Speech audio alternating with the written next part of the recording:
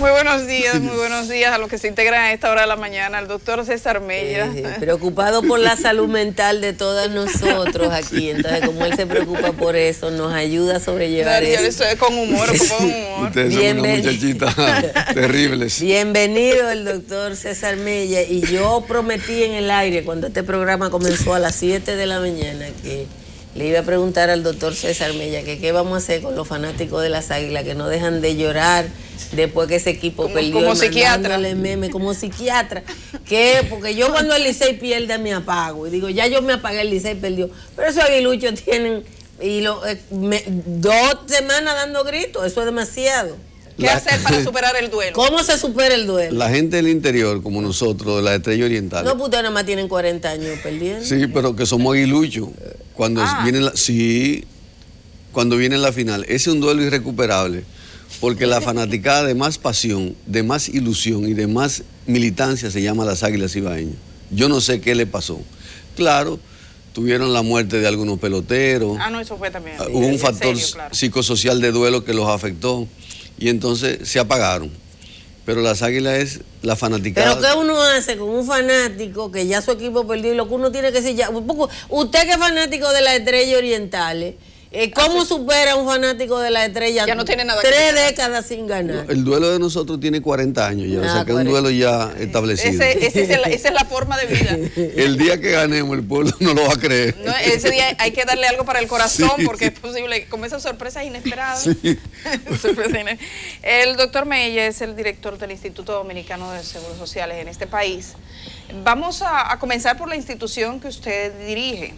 Recientemente vi algún tipo de conflicto, de gente que está saliendo, de reclamos. Del proceso, porque a usted le toca el proceso de institucionalizar que la parte de lo que va a ser la red única de salud. El proceso más complejo en toda la historia de la salud pública del país. Primero porque se están reunificando todos los centros asistenciales, me refiero a policlínicas y hospitales, en una sola red. Ley 123-15. Y segundo, porque se va a desarticular las diferentes unidades que tiene el seguro, estancias infantiles, ARS, RL, y van a pasar a otras instancias. Ese proceso ha encontrado resistencia, porque el seguro social ha sido un coto cerrado de inversionistas y de negociantes, históricamente. Sí. Entonces, yo he suspendido a más de 50 inspectores que se dedicaban a cobrar en las construcciones con el carnet del Seguro Social. Y es un derecho del director suspenderlo e investigarlo. Y eso ha originado algunas convulsiones, porque no es un secreto que las fuerzas sindicales han estado operando durante muchos años en ese consejo directivo, beneficiándose económicamente del IDCS y llevando procesos que no le corresponden a la bancada sindical en el plano comercial, de inversiones y de compra, a vías que yo estoy enfrentando. Y cuando usted dice las construcciones, sería bueno que nos explicara eso, porque recientemente nosotros nos planteaban un problema de esa naturaleza, no sé si tiene que ver con el denominado Fondo para las Construcciones Fondo y demás. De pensiones, Fondo de pensiones. El FONPECON. Que no beneficia, dicen al final, a los trabajadores. Muy elemental. En la construcción trabajan lo que se llaman empleados móviles, haitianos, obreros sin un papel. Se hace un acuerdo con el Seguro Social para darle protección ante el accidente y ante la enfermedad. Y ese acuerdo se llena un formulario C-37, ellos pagan, los arquitectos y los ingenieros, un impuesto, y nosotros los atendemos en nuestras policlínicas y en nuestros hospitales. Si no tenemos ya hospitales, ¿dónde lo vamos a atender? Además, el fundamento legal de la gerencia de aporte debe haber cesado hace años y se mantenía medrando en el Instituto Dominicano de Seguro Social. Síntesis, yo he detenido ese procedimiento y eso ha afectado intereses. Claro. Intereses. ¿Y dónde iba ese dinero? A los fondos generales del instituto, un 20% y el 80% se quedaba en el camino. ¿Cómo puede ser? ¿Y de cuánto dinero estamos hablando? De millones de pesos. ¿Usted tiene un cálculo aproximado? No, hombre, no, porque son tantos ceros que yo no he podido calcularlo todavía. No. Y eso tiene sus cómplices. Tiene sus cómplices actores dentro del instituto, aún. Todavía. Doctor, El proceso de incorporación de hospital, ¿cuántos centros, cuántos hospitales van a pasar? ¿Cómo va a ser? ¿Cuánto va a durar eso? Yo pasaba ayer precisamente por allí, por el ensanche Paraíso, donde hay una unidad. Una policlínica, y decía, ¿y qué va a pasar con todos estos centros? ¿Cómo va a ser el proceso?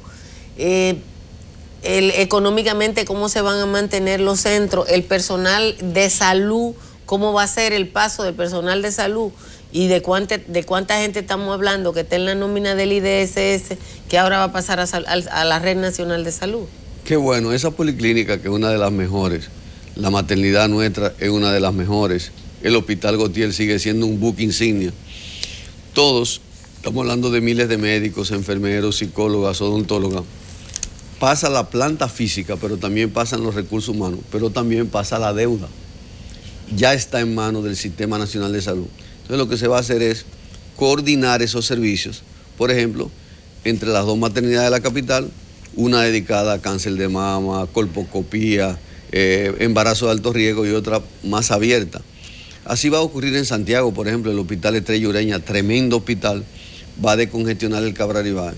Es decir, que el Sistema Nacional de Salud, con Nelson Rodríguez a la cabeza, y nosotros, estamos en sesión permanente haciendo el traspaso, pero es que para que esa red única pueda aumentar la cobertura, mejorar los servicios y ser más accesible al ciudadano de a pie, al que no puede ir a un centro privado. O sea que eso es sumamente positivo y se está llevando a cabo. Cuando hubo el acuerdo entre el Colegio Médico Dominicano y el gobierno, parte del acuerdo implicaba jubilaciones de médicos. Se dio el caso de jubilaciones de médicos que todavía se consideran útiles, que no querían salir del servicio público. Muchos de ellos estaban en el Seguro Social. Efectivamente, nos gustaría saber qué ha pasado. Recuerdo que un médico me decía, bueno, ese es un caso que está ahora en manos del doctor César Mella y vamos a ver qué pasa. Sí, Edith y Altagracita, miren, el médico es un personaje social que no es jubilable en términos psicosociales. Es decir, el médico se muere con un estetoscopio en la mano. Y por primera vez el gobierno dominicano ha hecho dos cosas maravillosas. Primero, jubilar a centenares de médicos de 60 años y más con su sueldo completo. Eso nunca se había visto y fue un resultado del convenio con los gremios. Y segundo, mantenerle a los que no se jubilaron su doble sueldo. Es decir, si un médico trabaja en la mañana en salud pública y en la tarde en el seguro y gana 40,000 pesos en cada lugar, ahora va a ganar 80,000. Con otro derecho adquirido, que es quedarse donde él se sienta útil y donde el sistema lo necesite. Pero además de eso, se están considerando tres cosas importantes para el médico. La distancia donde trabaja, y eso tiene un incentivo. La antigüedad en el servicio y la capacitación. Es decir, hay médicos que se mantienen asistiendo a congresos, haciendo cursos, y se supone que eso debe ser remunerado, que eso debe ser estimulado. De modo que en esos acuerdos salieron gananciosos los sindicatos y los gremios de la salud, y ese acuerdo se está cumpliendo. Por ejemplo, ya el Seguro Social en enero pagó el primer 10% de aumento de salario y está pagando y va a pagar ahora lo que se llaman incentivos. Se da un incentivo a los médicos por consulta, a aquellos que rindan o laboren más, y eso se está calculando junto con SENASA para pagárselo a los médicos que hasta entonces estaban en el Seguro Social. Pero muchos de los que estaban en la lista, eso se revocó, ¿cierto?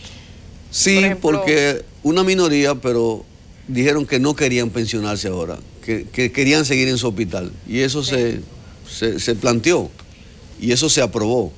Por lo menos yo te puedo decir casos del Hospital Salvador de Gautier, como Severo Mercedes, que es un médico cirujano famoso, que dijo, yo no quiero jubilarme, me quiero quedar trasplantando manos en el Gautier. Claro. Y ahí está. Para lo cual hay pocos especialistas, por muy pocos especialistas. Me escribe un televidente ahora y dice que la decisión de unificar la red hospitalaria perjudica a los asegurados del Seguro Social, que tenían una especie de privilegio de ciertos servicios, que qué va a pasar con ellos. Nosotros tenemos una ARS Salud Segura, a la que pertenecen todos mis empleados.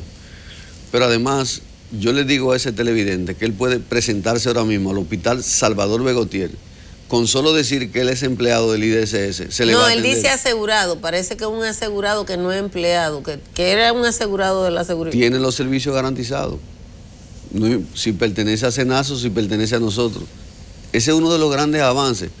Lo que pasa es que yo creo que el gobierno no ha publicitado suficientemente esos avances que son significativos en el plano de la salud. Pero la cobertura va a mejorar, los servicios van a mejorar. Y cuando termine todas esas remodelaciones de hospitales que han retrasado un poco la cosa, el parque de asistencia médica va a mejorar en el país, definitivamente. Es importante que usted hace referencia a eso porque recientemente hemos tenido varias denuncias de la situación de precariedad en el servicio público de salud por la situación de los hospitales.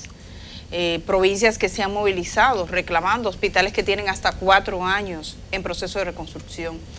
Usted, aunque no le compete de forma directa ese tema desde el instituto, pero me imagino tiene una idea o tiene una información del Estado de para cuándo vamos a tener solucionado ese tema. Esa protesta tiene razón y es posible que dentro de 6 meses a 9 meses ya la mayoría de los hospitales estén entregados. Ahora, yo creo que la principal crisis del sistema sanitario es el maltrato al paciente pobre en los hospitales públicos. Yo quiero hacer un llamado a través de este programa para que médicos, enfermeras, odontólogos y personal sanitario entienda que todo aquel humilde que va a un hospital va sufriendo, casi siempre con el pasaje de ida y vuelta en el bolsillo, y necesita un trato amable, un diagnóstico, un tratamiento y de ser posible doctor, eso no se podría resolver porque desde que Altagracia Guzmán Marcelino era ministra de Salud la otra vez Tati, sí. Se empezó a hablar de la necesidad de darle un trato humano a los pacientes y uno sigue yendo a un hospital y sigue viendo el drama de la gente pobre maltratada, abusada. Yo comentaba el otro día la situación de un joven que me encontré en el Hospital Jacinto Mañón de Los Girasoles, que fue un paciente diabético, joven, que fue a las 7, en la madrugada a coger su turno, porque tienen que ir en la madrugada a coger el ticket, y a las 2 de la tarde le informaron que el médico no iba. Eso es un abuso, y de eso tiene que ocuparse también el colegio médico, las universidades en la formación humanística del médico, y también el paciente tiene derecho a 2 cosas, a reclamar atención y a seleccionar el médico que lo atienda, que eso las mismas ARS lo han obstaculizado de manera radical. Eso que ustedes me denuncian, el pueblo llano tiene toda la razón. Hay que tratar bien a la gente de manera oportuna. Una gente no tiene por qué esperar más de media hora en una emergencia para ser atendido. Muchas veces es un problema de organización y de apatía del personal sanitario. No tiene por qué esperar. Pero es que no hay una penalidad. Bueno, no hay régimen de consecuencia. Por eso. Pero el colegio médico tiene que meterse en eso también, no solamente nosotros, los administradores de los servicios. Pero los recursos humanos en ciertos son hospitales una responsabilidad. pero, si ese camarógrafo suelta esa cámara, lo botan. Bueno, nosotros suspendimos a una doctora porque en una visita sorpresa al Hospital Salvador Begotier, ella no estaba en la emergencia donde tenía que estar. Estaba en el velorio de su papá, pero no pidió permiso. Entonces yo la suspendí. Y de una vez vinieron las protestas, por supuesto. La muerte del padre de un médico es importante, pero estar en su servicio, pedir permiso y hacerse sustituir también es un deber ciudadano. Debe hacerse sustituir, claro. Bueno, pero es que hay un desorden históricamente acumulado en la atención pública al paciente, un desorden. Doctor, en estos días tenemos sobre la mesa varios temas que tocan la salud. El tema de la modificación del Código Penal es uno de ellos, con la posibilidad de que se penalice incluso a los médicos en los casos de los abortos por 3 causales. El presidente de la República ha objetado y ha enviado una observación. Eso está en proceso ahora todavía. Nos gustaría saber su opinión en este sentido y lo que significa esta ley de aprobarse como quedó originalmente para la clase médica dominicana. La posición del presidente ha sido valiente. Ahora, la Iglesia Católica ha asustado a un sector de los legisladores para que no sigan la directriz del presidente. Y a pesar de que algunos partidos en su cúpula han aprobado el veto presidencial, ya hemos visto voces que se levantan de manera moralista diciendo que ellos no van a favorecer el aborto. Yo, como médico, creo en el aborto terapéutico, porque si mi hija de 16 años la violan, alguien que asalta mi casa y sale embarazada, yo le hago un aborto. Ahora, con eso hay una doble moral en el país, porque aquí se hacen decenas de abortos todos los días. A esta hora deben haber ocurrido 7 o 8 en pequeñas clínicas, de gente que por diferentes razones no puede ni quiere sustentar un embarazo. El derecho al aborto es un derecho de género de la mujer, de la madre. Y yo creo que lastimeramente las cosas van a quedar como están. ¿Usted cree? Me da la impresión. Pero eso lo que favorece son la mortalidad materna. Bueno, el 13% de la causa de mortalidad materna en República Dominicana son abortos hechos de manera inadecuada. Así es. Y lo que ha pasado en el resto del mundo es que donde se aprueban las exenciones que se están solicitando en República Dominicana, disminuye la mortalidad y disminuye el número de abortos. Totalmente porque de la acuerdo. gente, las iglesias presentan el caso, y son las iglesias de todo tipo, como que aprobar las 3 causales de exención en el aborto es promover el aborto. No, y no lo es. Es hacer del aborto un derecho en determinados casos. Lo que ocurre es que no se ha querido afrontar ese problema con responsabilidad. Pero también porque los legisladores no asumen responsabilidades sobre sus decisiones. Hubo una reunión la semana pasada de la comisión que estaba estudiando el caso, donde fueron abogados y profesionales de la salud a reunirse con los legisladores, con la comisión. La comisión se reunió y llegaron más o menos a un acuerdo, y cuando se había acabado la reunión llegó Amable Aristi, que no participó en la reunión y votó en contra. Y eso es faltarle el respeto a cualquiera. O sea, usted ir a una reunión en la que usted no... Eso pasó la semana pasada. Amable Aristi no participó en la reunión y fue probablemente el voto de una persona que ni siquiera escuchó a los médicos. Exacto. Prevalezca. Y nadie le va a cobrar a Amable Aristi las muchachas que se mueran en Higüey. Así es, así es. Yo pienso que este es un tema que hay que asumirlo con responsabilidad, y yo creo que el país se pondría a tono con centenares de países y de legislaciones que aprueban ya el aborto terapéutico. Bueno, o se puede quedar con los 6 países que no lo hacen. Se puede quedar con los... Con los 6, hay 6 países en el mundo que no lo hacen. Está penalizado en todas sus formas, incluyendo cuando la vida de la madre esté en peligro. Tengo esa preocupación, y de no aprobar eso como requiere la modernidad, vamos a seguir promoviendo que aquí mucha gente se va a los Estados Unidos a hacerse el aborto. Los que pueden. Los más ricos. No, doctor, no. No, mucha gente no. Decía su colega René Favaloro en una cita célebre, Ay, caramba, que la prohibición del aborto era una decisión que condenaba a muerte a la pobre para salvarle la vergüenza a la rica.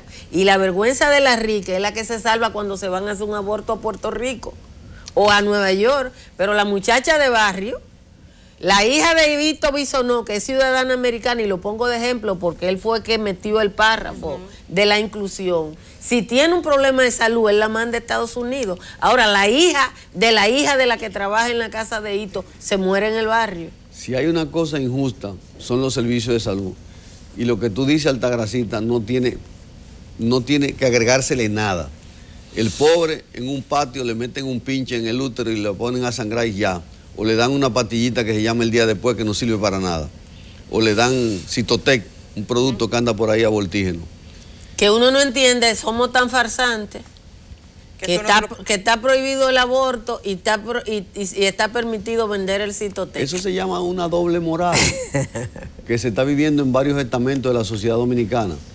Yo soy partidario del aborto terapéutico y lo digo públicamente. Doctor, el tema de digamos, la gestión médica, el quehacer en los hospitales de este país, en situaciones cuando Altagracia habla de los pobres y los ricos, tomando en cuenta el mismo sistema de seguridad social que se esperaba que a esta hora hubiese un sentido de mayor justicia y de mayor equidad en el acceso a la salud de República Dominicana. ¿Qué ha pasado con este sistema? Se está trabajando en eso, porque fíjate que en los próximos meses el debate congresional va a ser alrededor de la ley 8701, donde se va a mejorar en la atención a la infancia, se va a mejorar el sistema de pensiones y jubilaciones, se va a mejorar el libre acceso. Lo que pasa es que la medicina, como servicio social y como política pública, es compleja, cara e inestructurada. Dicho de otra manera, que aquí le da un dolor de barriga a una gente y no sabe a veces para dónde coger. Unos van a los hospitales militares, otros van al Moscoso Puello, algunos van a una policlínica cercana. Y esos son costos por duplicación de servicios. El otro tema es la heterogeneidad. Tú tienes aquí a Sedimar, la Plaza de la Salud, Secanó, tienes hospitales de autogestión y los llamados hospitales públicos. Entonces, hay que homogenizar y unificar, integrar los servicios para que cada quien por lo menos tenga una tarjetica donde ir. Es indudable que el gobierno tiene sus luces. SENASA es la mejor ARS del país, que compite en desventaja con Pali, con Humano, con Universal, pero es indudablemente un paso de avance y donde se ha hecho una excelente gestión. Ahora, ¿qué es lo que pasa con la salud? Los costos de los medicamentos. Señores, en una casa donde el papá es diabético y la mamá hipertensa, se va a la mitad de los ingresos. Pero ¿por qué en República Dominicana, doctor, el costo de la medicina? Primero, hay una concentración en el número de proveedores de medicamentos según el informe que hizo Pro Competencia el año pasado. Pero ¿por qué el costo de la medicina en República Dominicana es tan caro? De marca y genérica. Yo tuve la experiencia de que olvidé el medicamento que uso, que es Bisoprolol 5, y llegué a España, pregunté en el aeropuerto cómo obtenerlo, me dijeron que un farmacéutico autorizado podía...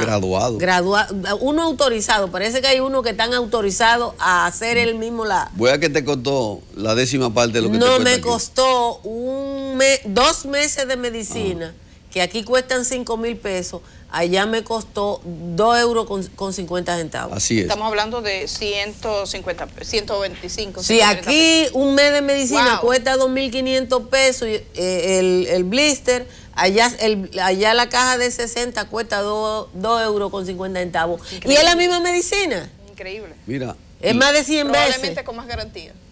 no de hemos que no entra logrado por una abaratar los costos de la medicina, a pesar de lo bueno del programa Promese de las farmacias populares, porque la importación de fármacos y el procesamiento interno está en manos de 5 o 6 monopolios, donde la regulación del Estado ha sido también difícil de imponer. Pero los márgenes de beneficio entre los costos de producción de los fármacos y el despacho al pobre en una farmacia son muy altos. Como mismo la diferencia entre el costo de una consulta privada y el costo que le paga al médico la ARS por cada consulta. Todas esas distorsiones generan tensiones en el sistema de salud, tensiones importantes, pero si tú te vas al fondo, son problemáticas económicas manejadas por monopolios muy poderosos en el país. Y el pobre finalmente es el que más sufre con una recetica en la mano que va a una farmacia. De esas 3 medicinas, ¿cuál es la más barata? A lo mejor compra la vitamina y deja de comprar el antibiótico, que es otra realidad cruda del tipo que sale de un hospital público con 3 indicaciones y compra la más barata. Y se complica y entonces hay que internarlo 15 días. Pero eso tiene un costo para el Estado. Claro que sí.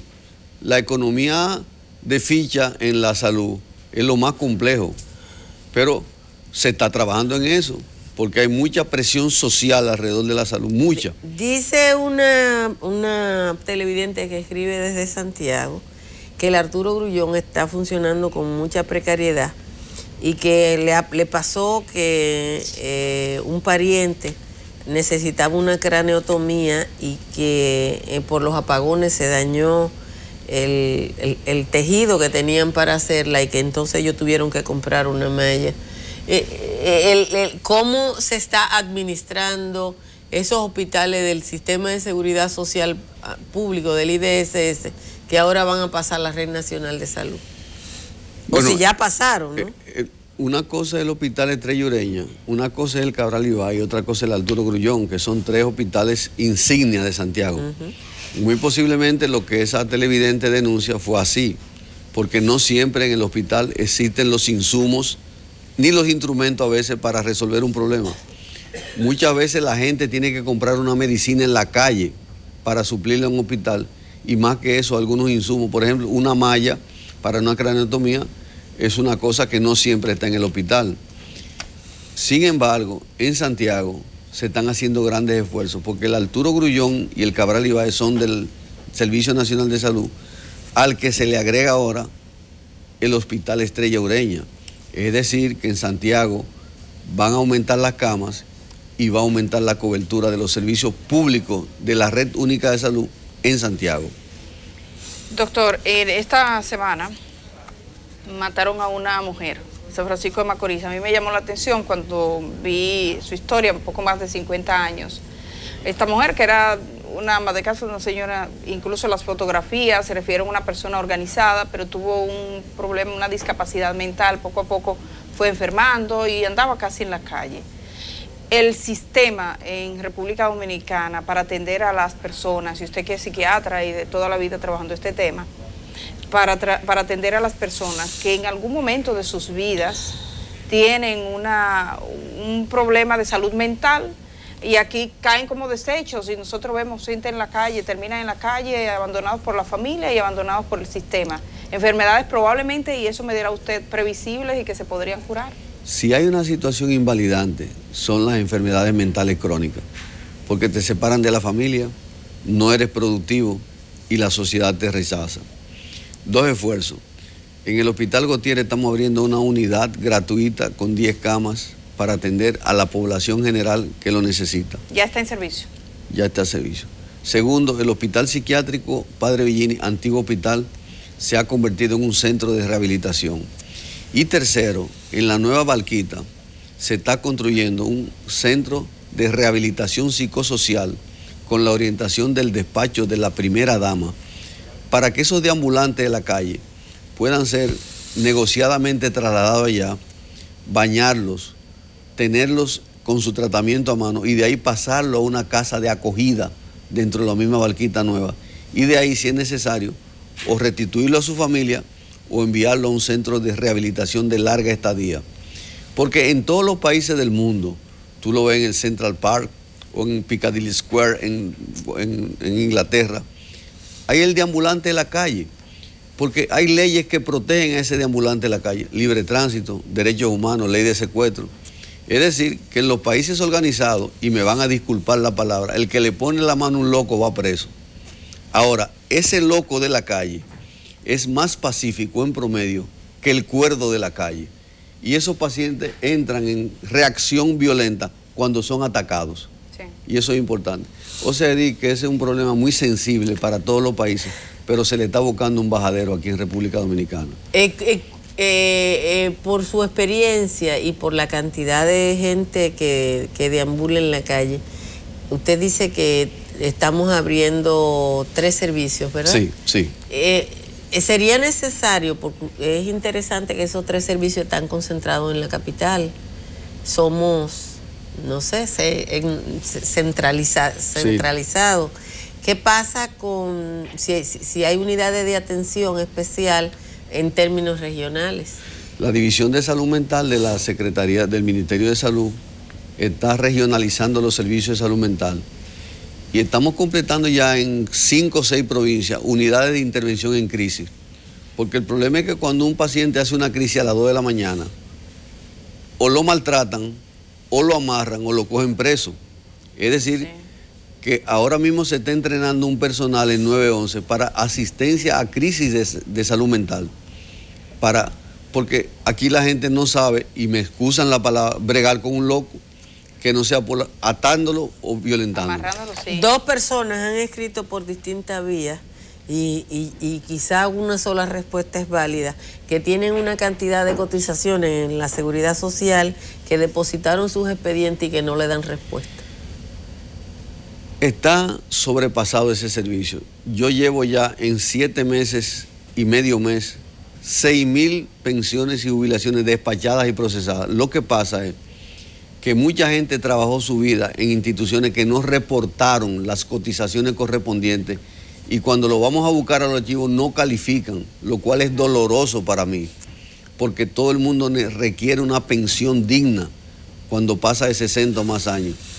Pero yo invito a esa persona a que vayan mañana a las 8 de la mañana a mi despacho, que Sandra del Río lo va a atender inmediatamente con solo decir que llamaron a este programa. Ok, ahí está. Pues ya lo sabe Pura, no me eche la guava a mí, llama va Pura. personalmente. Sí, no, esos son chinitas que tiran en los programas, pero yo le estoy dando una respuesta concreta, que vaya a verme. Sí, ¿ocurre con frecuencia? Sí. ¿Cuántos Caramba. casos pendientes hay? Usted dice ha resuelto 6.500. 6.000. ¿Cuánto usted valora que hay pendientes de jubilación? Mucho más de 6.000. Mucho más. Ya nos hemos reunido con Hacienda porque recuérdense que eso es una erogación del gobierno y tú no puedes mandar las pensiones. Cuando califican, se mandan, se procesan y comienzan a cobrar al próximo mes. ¿El caso de los cañeros también era de ustedes? Bueno, que tienen que... Ahí hay muchos problemas. Eso le por la toca a César Mella por todos los lados. Sí. Yo estoy citando para el lunes al director de los cañeros para una reunión a las 9 de la mañana. El lunes próximo. Porque estamos con ellos buscando dos cosas, que no tengan que trasladarse esos batelles a buscar una cartica al Seguro Social, sino que sean atendidos en el centro más cercano. Segundo, dotarlo de un carnet que le permita una atención directa cerca de donde viven.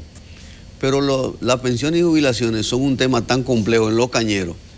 Muchos no tienen documento alguno. Otros no pueden demostrar que trabajaron en un ingenio. Son y no son del SEA, son y no son de la pensión y jubilación del gobierno, son y no son del seguro. Porque al traspasar la PCS del seguro, ya ellos como atención pasan al Sistema Nacional de Salud. Es decir, que ese es un grupo errante que no tiene quien le escriba.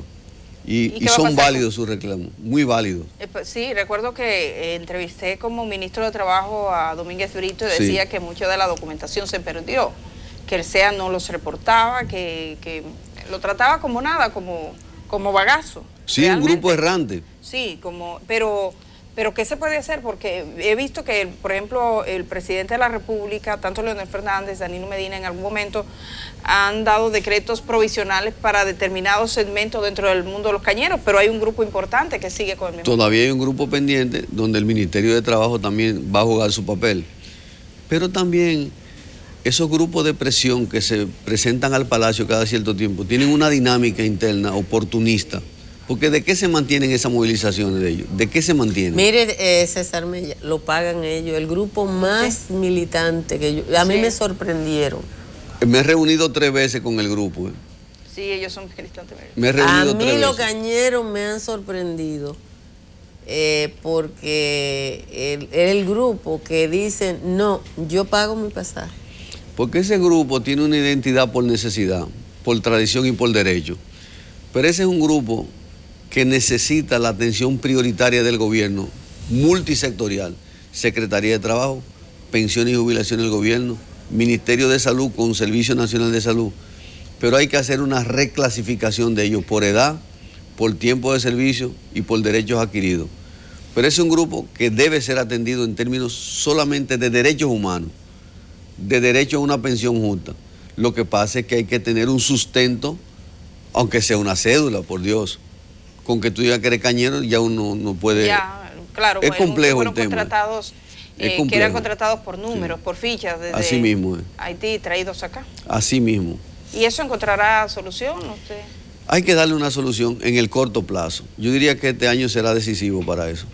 Yo recuerdo siempre la declaración del empresario que dijo que los cañeros eran pobres porque no ahorraron.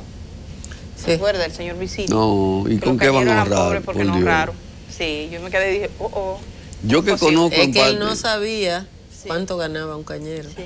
yo que conozco porque soy de San Pedro de Macorís, en parte Los Ingenios, Consuelo, Porvenir, Santa Fe, Angelina, Quiqueya, sé el drama. Y ahí lo trató en su noveleta Over, Sí. Marrero Aristi, o sea, el drama. Ahí no hay excedente.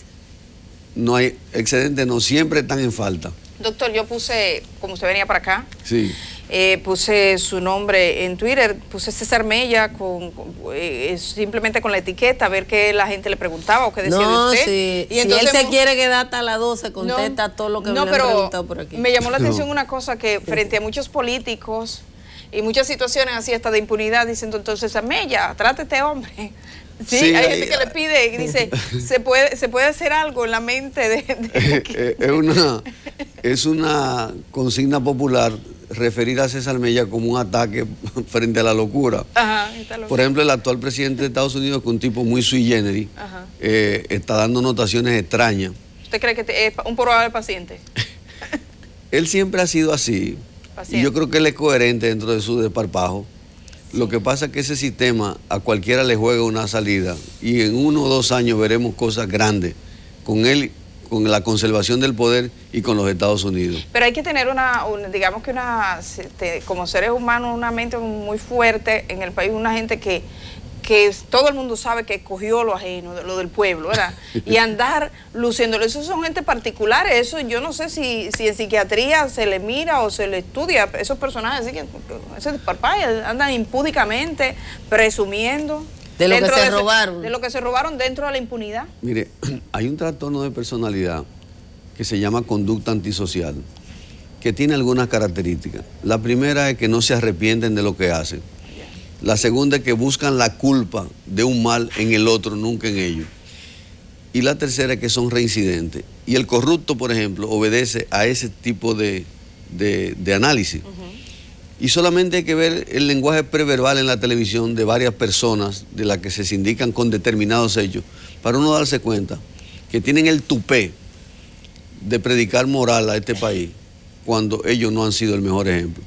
Pero ese es un tema escabroso que desborda la psiquiatría y entra dentro del marco de lo que se está viviendo en este y muchos países de América Latina ahora, que es tomar sin permiso los dineros del pueblo y después aparecerse como un santo varón. Pero desde el punto de vista de la salud mental de la gente y sobre todo de los pueblos, ¿no? Es importante que el delito se sancione. O sea, tiene digamos, para la salud colectiva y para el ejemplo, claro, es importante. Claro, porque la gente está esperando acciones de consecuencia ante el delito. Y eso lo está reclamando la población. Y yo confío que eso va a ocurrir, porque se están haciendo los interrogatorios, las evaluaciones correspondientes en el marco de la ley. Pero se siente una tensión popular frente a lo mal hecho. Y hay muchos expedientes abiertos. Doctor, muchas gracias por estar esta mañana con nosotras. Yo a ustedes dos siempre les tengo un poquito de miedo, pero me trataron bien. No, miedo por nada. No, ustedes son terribles. ¿El psiquiatra es usted? No, yo. Gracias. Cuando Altagracia aprende ese lacto, compadre. Que comienza, no, pero usted, porque en el caso suyo, uno pone su fotografía y usted aparece en diversos escenarios y ninguno complicado. No. El problema lo tienen, lo que pone y aparece siempre, usted sabe. Sí, no. Y le mandan mensajes que ¿por qué me puso con fulano en una foto? Y dice, no te puse yo, te puso Google. Gracias a César Mella, director del Instituto Dominicano de Seguros Sociales, por estar esta mañana. Hacemos el cambio, tenemos más.